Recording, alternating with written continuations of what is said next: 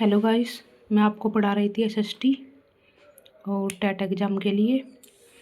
तो ये chapter number 2 है 10th क्लास का। तो इसमें ये है प्राचीन विश्व की जो सभ्यता है और मेसोपोटामिया की जो सभ्यता है उसके बारे में है। तो सभ्यता किस तरह की होती है कि जब व्यक्ति स्थायी जीवन, सामाजिक, राजनीतिक, सांस्कृतिक एवं आर्थिक मतलब एक निर्माण कर लेता है सब चीज़ों को मिक्स करके, तो वह एक सभ्यता का रूप ले लेती है। तो यहाँ मिस्र यानी कि मेसोपोटामिया की सभ्यता के बारे में बताया गया है। 7,000 वर्ष पूर्व हो गए हैं और वहाँ पर पिरामिड मिले हैं और पिरामिड बनाने का जो श्रेय है वह इम्होटेप को जाता है और सूर्य देव की जो है उपासना करते थे, यानी कि पूजा वहाँ की जाती थी। और मम्मी जो होती थे वे जिन मरने के बाद सामंत वगैरह होते थे और उनको मतलब पट्टियाँ वगैरह लपेट कर और उनको दफना देते थे, तो उसको मम्मी बोलते थे। और ये है मेसोपोटामिया जो है वह दो जो नदियों के बीच का भाग था, दजला और फुरात, तो वे नदी थी।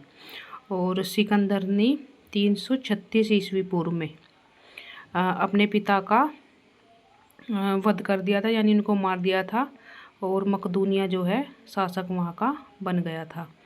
और हेरोडोटस तो ये थे ये यूरोप के इतिहासकार थे और यूनानी शासक थे। पेरिक्लीज की का संरक्षण इनको प्राप्त हुआ था। और रोम, तो रोम के बारे में ये कहाँ था, यह मध्य इटली का था और टाइबर नदी के किनारे 7 पहाड़ियों पर बसा हुआ एक छोटा सा गांव था रोम। ये पेपर में आ जाता है। तिएनसिया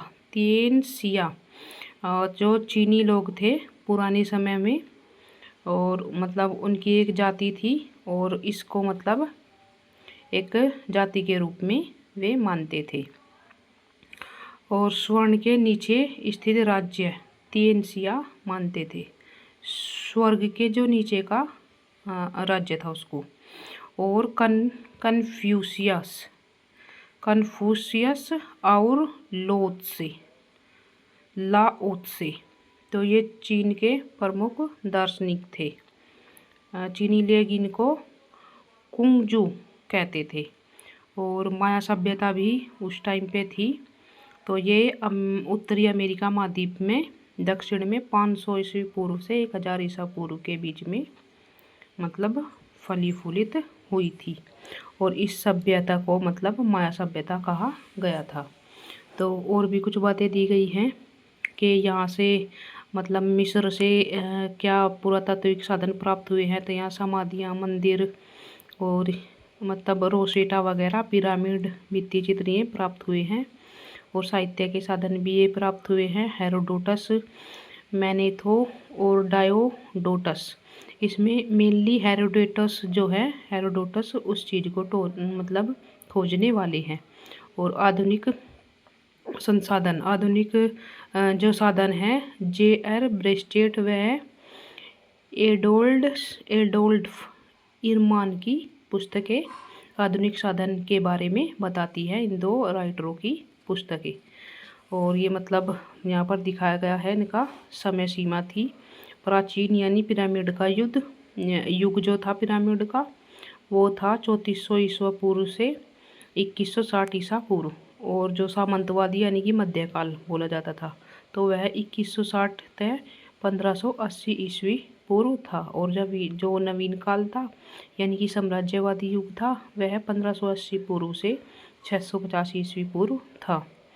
तो यहाँ पर ये कुछ खास पूछ लेते हैं, वहाँ की कृषि पूछ लेते हैं, क्या बोया जाता था, पशुपालन, व्यापार 1 नंबर में मतलब ये आते हैं।